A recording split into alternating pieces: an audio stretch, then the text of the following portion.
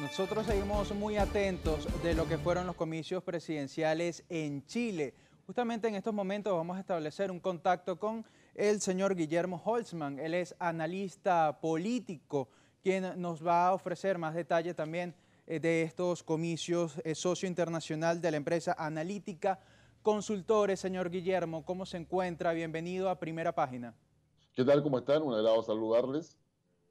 Bien, señor Guillermo, quería consultarle. Estos comicios estuvieron marcados por un punto muy peculiar, que ocho candidatos estaban participando por la presidencia de Chile.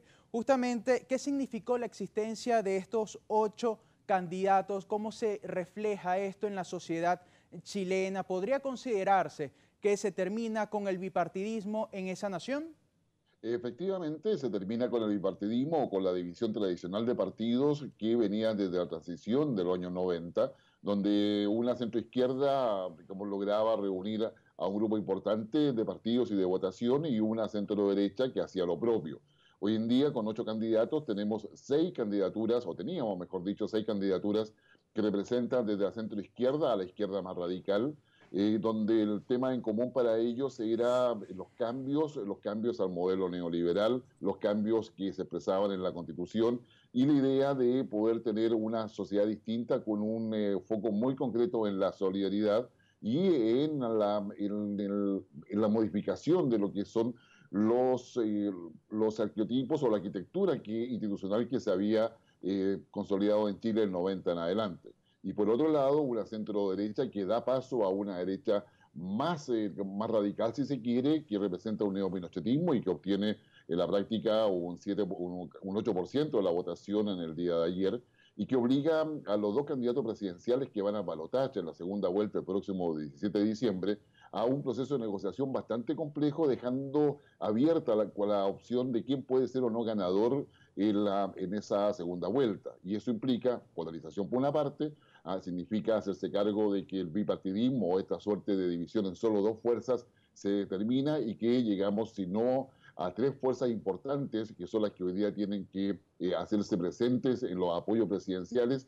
También eso se refleja en la composición del Congreso, donde hasta el año pasado habían 14 partidos políticos, hoy día hay 28 partidos políticos y el Congreso igualmente queda representando esta fragmentación que se ha vivido en los partidos políticos tradicionales. Exacto, adicionalmente, estos comicios estuvieron marcados por lo que es un cambio en el sistema electoral. ¿Podría considerarse que esto favorece nuevas corrientes en Chile? Efectivamente, se cambia de un sistema mayoritario, binominal, un sistema mayoritario reforzado, a uno proporcional moderado. Los sistemas proporcionales en general permiten la incorporación de nuevos partidos, aumenta la distancia ideológica dentro de la sociedad y dentro de la representación, y con ello obviamente hay nuevas fuerzas, nuevas visiones, hay nuevos rostros que llegan hoy día al Congreso y representa un poco, y en parte importante, me atrevería a decir además, lo que es la diversidad de opiniones y de visiones respecto a la sociedad que hay dentro de la ciudadanía. Adicionalmente, el poder legislativo estuvo ampliado también. Hubo un particular punto en lo que representa al poder legislativo. Puntualmente en lo que es esta parte, usted se podría considerar que cuáles son los principales retos del poder legislativo en Chile con esta ampliación, con estas nuevas corrientes que día a día van sumando en Chile. Exactamente, los desafíos son importantes. Primero porque aumenta la cantidad de diputados de 120 a 155, aumenta la cantidad de partidos políticos representados, donde las fuerzas, particularmente que quieren un cambio más radical en Chile, tienen al menos 20 diputados.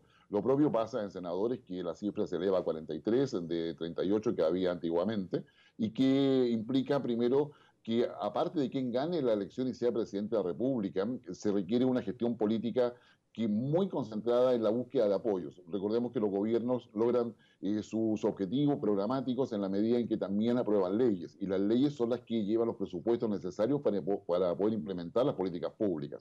En consecuencia, si no hay una capacidad de diálogo y particularmente de negociación con las distintas fuerzas políticas para ponerse de acuerdo en qué tipo de leyes, cuáles son las prioridades y de qué manera estas se van a implementar, va a ser muy difícil que un gobierno obtenga la gobernabilidad necesaria para darle estabilidad al país. Y en ese sentido, la elección finalmente en esta segunda vuelta se va a transformar en una opción en torno a qué es lo que se quiere con Chile, mantener el camino que ha mostrado en los últimos 30 años en términos de estabilidad, e inserción en la globalización, entrega a lo que es la dinámica mundial en términos económicos, particularmente comerciales, o un cambio mucho más sustantivo que lo esté acercando mucho más a las tendencias más progresistas que en alguna forma están representadas por el eje bolivariano, si se quiere, y que representan un rol distinto del Estado con respecto al mercado. Es decir, la segunda vuelta, y eso se va a reflejar en las negociaciones en el legislativo, va a estar asociada a cuánto Estado y cuánto mercado queremos de aquí en adelante en Chile. Ya para finalizar, quisiera consultarle, solamente dos candidatos, Sebastián Piñera y también Alejandro Guillé, estarán participando el 17 de diciembre en la segunda vuelta. Quisiera consultarle cuáles son los retos de estos dos candidatos y la visión de cada uno de ellos para la región, para Latinoamérica. Yo diría que, a ver, estos dos candidatos representan dos visiones diferentes en términos de lo que se quiere para Chile. En primer lugar, como Sebastián Piñera representa una visión de centro-derecha, él es un empresario, es de base liberal y también como recoge mucho el conservadurismo que hay en Chile y en América Latina en general, y su desafío, al igual que de Alejandro Guillermo, es luchar contra la abstención. Tuvimos una abstención de un 56% hoy en día, es decir, votó menos de la mitad del padrón electoral que estaba convocado para estas elecciones, y en esta segunda vuelta eso va a ser fundamental. Por lo tanto, el primer desafío para ellos es luchar contra esta abstención y convocar nuevos votantes para que defina exactamente quién va a ser el próximo presidente. Lo segundo es la manera en que se van a negociar con los partidos políticos, con los otros candidatos que quedaron fuera y el caudal de votos que ellos representan para poder generar justamente un acuerdo programático. Es decir, ya no estamos en la lógica de un modelo social o una sola visión ideológica, sino que acá se están negociando programas políticos para 4 años. En términos de la relación del próximo presidente con el Congreso, los temas tienen que ver con el sentido y la ruta que van a tomar las reformas que aquí se denominan estructurales, que tienen que ver con la educación, tienen que ver con la salud, con las pensiones, seguridad, tienen que ver con el tema tributario, el tema laboral y particularmente con lo que va a quedar en la agenda política, que es un cambio constitucional. Es decir, Chile tiene que decidir si acaso va a una nueva constitución, solamente modifica la que actualmente tiene, y de qué manera queda justamente la arquitectura institucional de aquí en el futuro. En consecuencia, los desafíos, como es posible percibirlo, son bastante amplios, son bastante importantes en términos de contenido y profundidad, y la posibilidad de poder llegar a acuerdos va a tener que construirse a partir justamente de lo que está quedando hoy día, una polarización respecto a si Chile se va con la globalización, se coloca en un lugar neutro o simplemente modifica todo lo que se ha construido en los últimos 30 años. Muchísimas gracias, señor Guillermo Holzman, desde Chile, analista político. Es momento de ampliar información en otras materias. Nuestra compañera Beatriz Lugo nos